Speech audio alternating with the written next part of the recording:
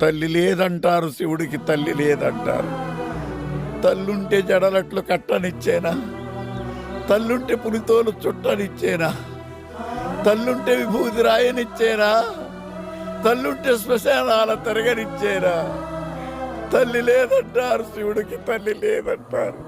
తల్లి లేని శివుడే అంతటి గరుడైతే తల్లున్న శివుడు ఇంకెంతటి గరుడవును? తల్లి లేని సుకుమారుడు ఎంతమందికి గొప్పవాడైతే తల్లుంటే ఇంకెంతటి గొప్పవాడగదు సుకుమారు. పద నాన్న, బయలుదేరు. ఉంటాను. నువ్వు కూడా రావచ్చు కదరా. నేను రాను.